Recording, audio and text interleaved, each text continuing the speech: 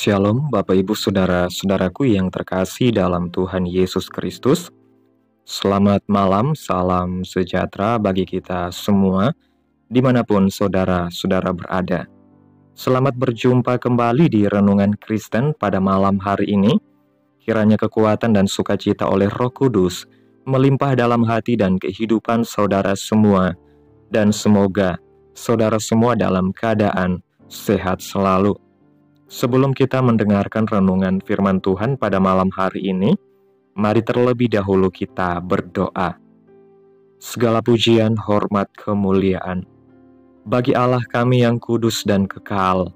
Bapa, di dalam nama Tuhan Yesus Kristus, kami mengucap syukur Tuhan, oleh karena pertolongan-Mu di sepanjang hari, kami boleh dimampukan Tuhan, untuk melewati hari ini, melakukan tugas tanggung jawab kami, mengerjakan segala aktivitas kami dengan pertolongan Tuhan.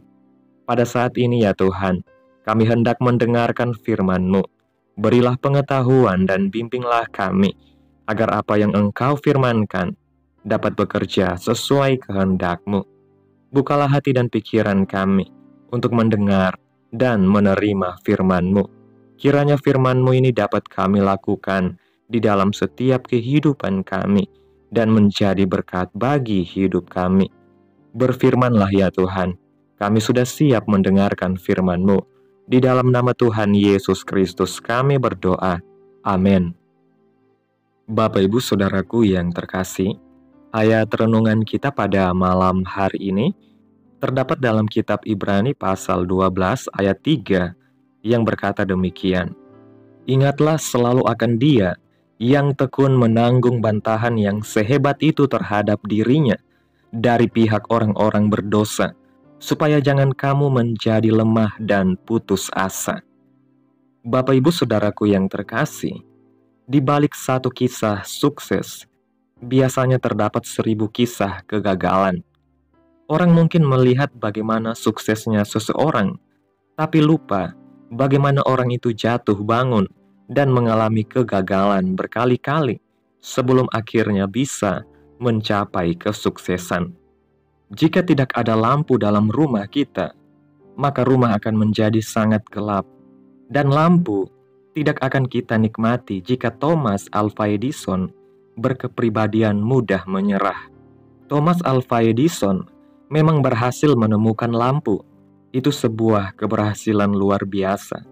Namun lihatlah, berapa banyak hari-hari yang ia habiskan di laboratorium bawah tanah di rumahnya karena terus-menerus menemui kegagalan. Tidak kurang dari 2000 percobaan gagal dialaminya.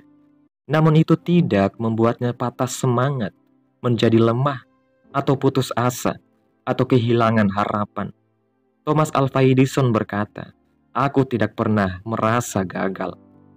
Sesuatu yang dianggap orang sebagai kegagalan itu, bagi Edison, adalah sebuah proses menuju keberhasilan. Pada akhirnya, 2000 langkah proses itu pun menjadi buah karyanya yang bisa kita nikmati sampai sekarang. Dari kisah Edison ini, kita melihat bahwa seseorang yang berhasil itu bukanlah manusia yang sempurna, yang tidak pernah gagal. Mungkin 1-2 kali, mungkin puluhan, mungkin ratusan, bahkan ribuan kali. Mereka akan membentur tembok, tapi semangat, ketekunan, dan kerajinan membuat mereka tidak pernah menyerah. Begitu pula dengan keimanan kita. Jika kita melihat orang yang hidup benar, mereka pun pasti pernah melakukan kesalahan, tetapi mereka mau belajar dari kesalahan dan tidak mengulanginya lagi. Dalam kitab Amsal pasal 14 ayat 16 mengatakan, "Sebab 7 kali orang benar jatuh, namun ia bangun kembali, tetapi orang fasik akan roboh dalam bencana." Paulus mengingatkan hal yang sama dalam kitab Ibrani pasal 12 ayat 1. Karena kita mempunyai banyak saksi, bagaikan awan yang mengelilingi kita, marilah kita menanggalkan semua beban dan dosa yang begitu merintangi kita, dan berlomba dengan tekun dalam perlombaan yang diwajibkan bagi kita. Kita hidup di tengah banyak orang yang akan selalu memperhatikan hidup kita.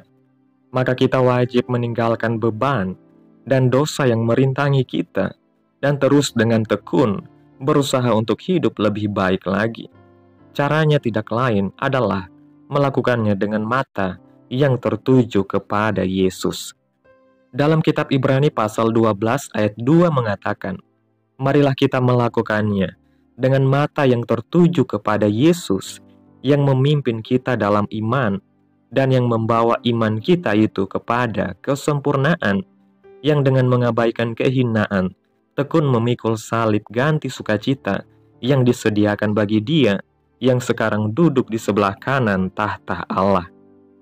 Dan setiap kali kita merasa lemah dan hampir putus asa, arahkan pikiran kita pada Yesus yang tidak pernah menyerah pada tekanan dan siksaan demi menggenapi kehendak Bapa, seperti yang dikatakan dalam ayatnya yang ketiga dalam kitab Roma pasal 12 yang berkata, ingatlah selalu akan Dia yang tekun menanggung bantahan yang sehebat itu terhadap dirinya dari pihak orang-orang berdosa, supaya jangan kamu menjadi lemah dan putus asa. Dalam melakukan pelayanannya, Paulus dan kawan-kawan pun tidak kurang sulitnya. Mereka pun mengalami berbagai bentuk penolakan, penindasan, bahkan penganiayaan. Tapi mereka tidak menyerah. Bahkan dalam kitab 2 Korintus pasal 4 ayat 8 dan 9, Rasul Paulus menuliskan demikian. Dalam segala hal kami ditindas, namun tidak terjepit. Kami habis akal, namun tidak putus asa. Kami dianiaya, namun tidak ditinggalkan sendirian. Kami dihempaskan, namun tidak binasa. Dan seperti apa yang tertulis dalam kitab Ibrani pasal 12 ayat 3, Rasul Paulus kembali mengulangi dalam kitab 2 Korintus pasal 4 ayatnya yang ke-10 bahwa kuncinya adalah Kristus. Demikian yang tertulis dalam kitab 2 Korintus pasal 4 ayat 10 berkata demikian. Kami senantiasa membawa kematian Yesus di dalam tubuh kami, supaya kehidupan Yesus juga menjadi nyata di dalam tubuh kami. Dalam Kristus selalu ada pengharapan. Manusia tidak luput dari kesalahan, dan setiap hari kita pun akan selalu berhadapan dengan berbagai godaan dosa, maupun kelalaian dan sebagainya.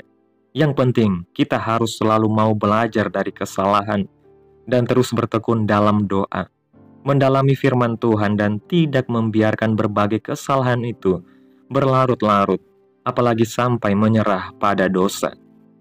Kegagalan adalah sukses yang tertunda.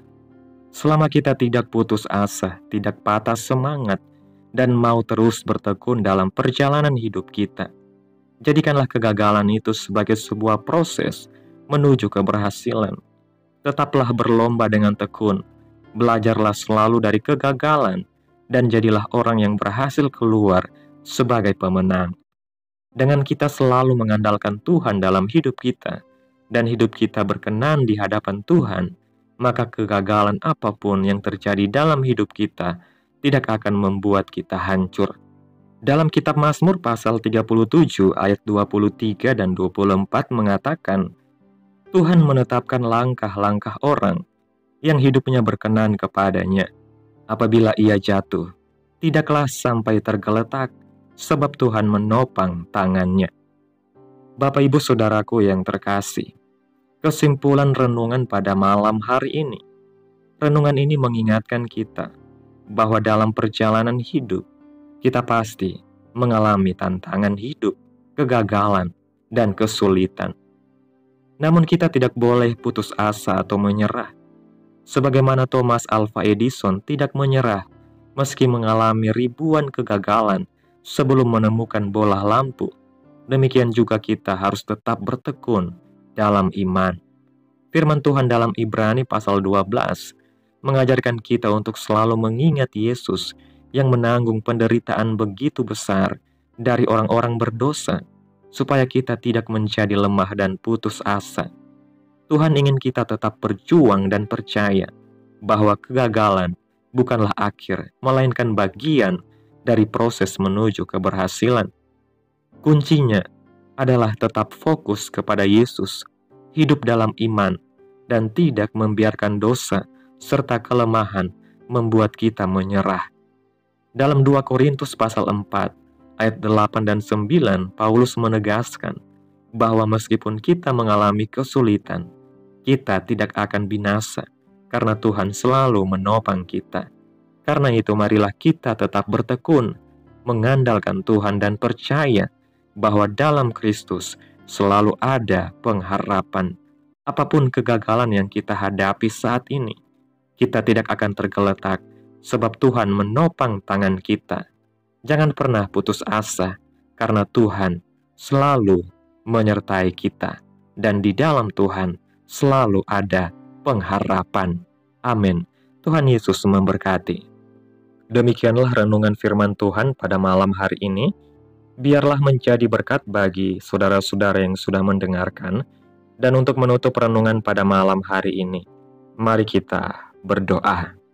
Segala pujian, hormat, dan kemuliaan hanya bagi Allah kami yang kudus, Bapa di dalam kerajaan sorga, Bapa di dalam nama Tuhan Yesus Kristus. Kami sungguh bersyukur atas pertolongan-Mu, penyertaan-Mu, juga atas kasih dan berkat-Mu dalam hidup kami. Kami berbahagia dan bersyukur atas kebaikan Tuhan dalam hidup kami. Terima kasih buat penyertaan-Mu Tuhan di sepanjang hari yang telah kami lewati ini. Hingga pada malam hari ini, kami boleh bersyukur lagi di hadapan Tuhan melalui doa dan renungan pada malam hari ini. Kami bersyukur atas firman-Mu yang menguatkan kami hari ini. Engkau mengingatkan kami untuk tidak putus asa, tidak menyerah, dan selalu bertekun dalam iman. Kami percaya bahwa Engkau memegang tangan kami, menopang langkah kaki kami, dan memberi kami kekuatan di saat kami lemah. Ketika kami menghadapi kegagalan, Tuhan, tolonglah kami untuk tetap melihat kepadamu, seperti Yesus yang dengan tekun memikul salib demi menggenapi rencana keselamatan. Ajar kami untuk belajar dari kesalahan, bangkit dari kegagalan, dan tetap berjuang dengan iman. Terima kasih buat firman-Mu Tuhan.